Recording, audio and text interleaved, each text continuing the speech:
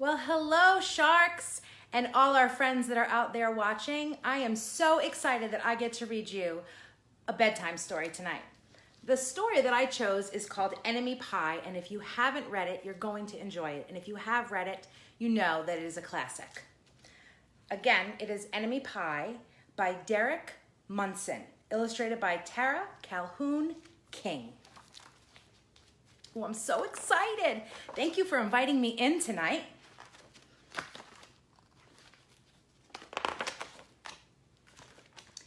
It should have been a perfect summer. My dad helped me build a tree house in our backyard. My sister was at camp for 3 whole weeks, and I was on the best baseball team in town. It should have been the perfect summer, but it wasn't. It was all good until Jeremy Ross moved into the neighborhood right next door to my best friend Stanley. I did not like Jeremy Ross. He laughed at me when he struck me out in baseball. He had a party on his trampoline, and I wasn't even invited. But my best friend Stanley went.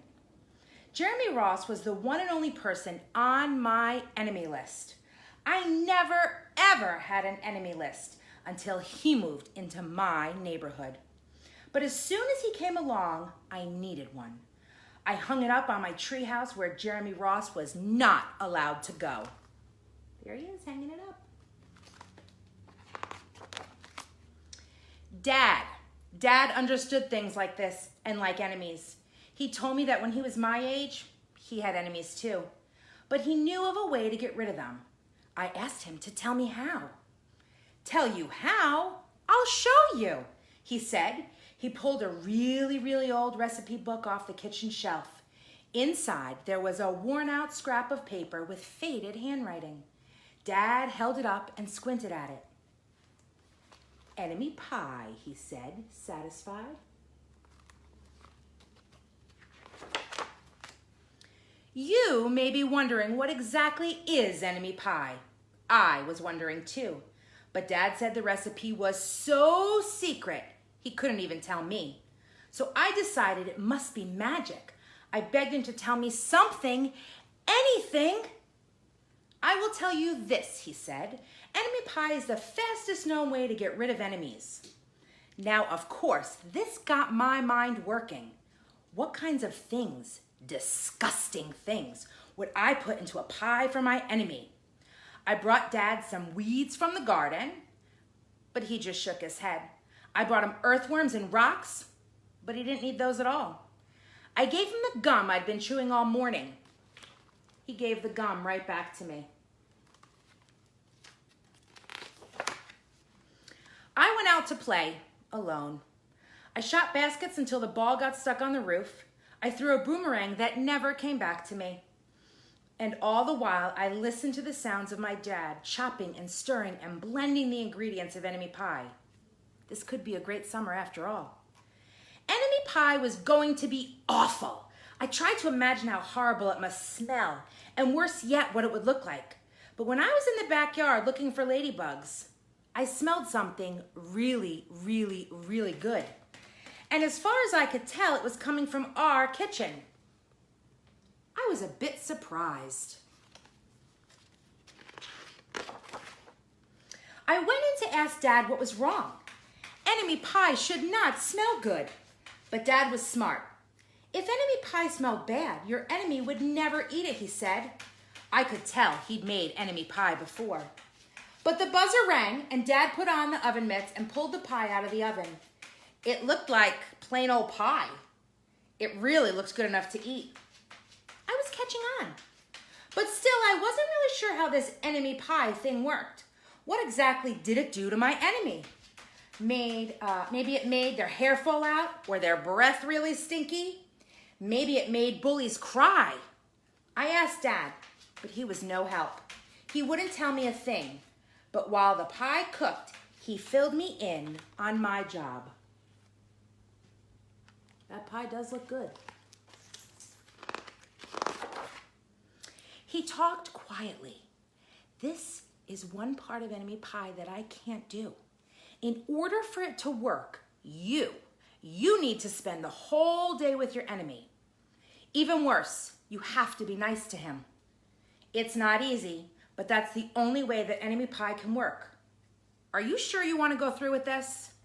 Of course I was. It sounded horrible. It was scary, but it was worth a try.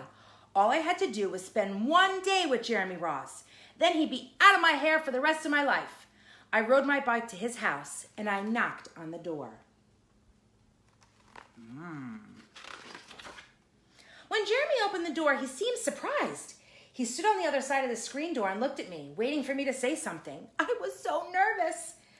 Can you play? I asked. He looked confused.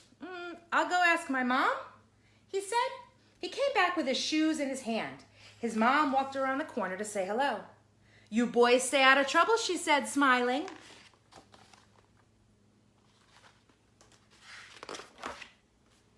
We rode bikes for a while and played on the trampoline. Then we made some water balloons and threw them at the neighbor girls, but we missed. Jeremy's mom made us lunch, and after lunch we went over to my house. It was kind of strange, but I was having a really fun time with my enemy. He almost seemed nice. But of course I couldn't tell Dad that since he had worked so hard to make my enemy pie. Jeremy Ross liked my basketball hoop. He said he wished he had a basketball hoop, but they didn't have room for one. I let him win a game, just to be nice.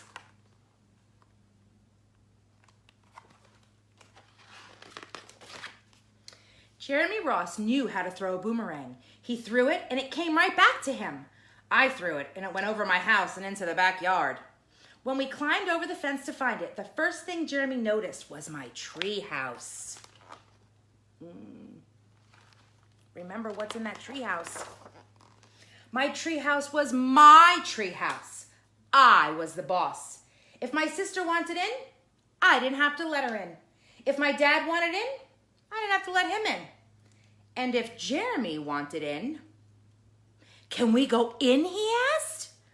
I knew he was going to ask me that, but he was the top person, the only person on my enemy list, and enemies are not allowed in my treehouse. But he did teach me to throw a boomerang, and he did have me over for lunch, and he did let me play on his trampoline. He wasn't being a very good enemy. Okay, I said, but hold on. I climbed up ahead of him and tore the enemy list off the wall. I had a checkerboard and some cards in the treehouse, and we played games until my dad called us down for dinner. We pretended we didn't hear him, and when he came out to get us, we tried to hide from him. Somehow, he found us.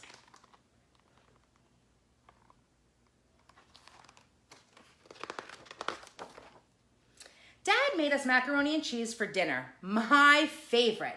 It was Jeremy's favorite too. Maybe Jeremy Ross wasn't so bad after all. I was beginning to think that maybe we should just forget about the enemy pie.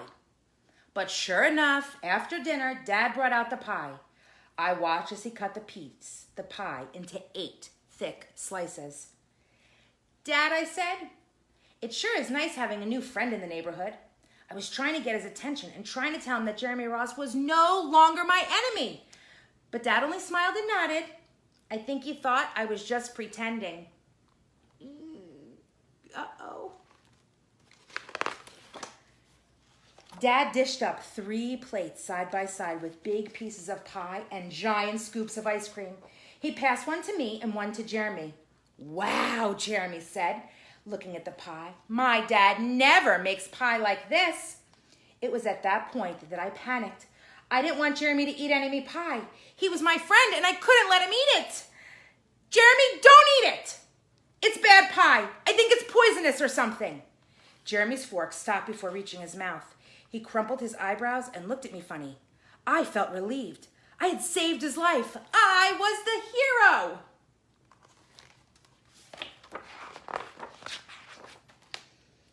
If it's so bad, Jeremy asked, then why has your father already eaten half his piece? I turned to look at my dad, and sure enough, he was eating enemy pie. Good stuff, he mumbled through a mouthful, and that was all he said.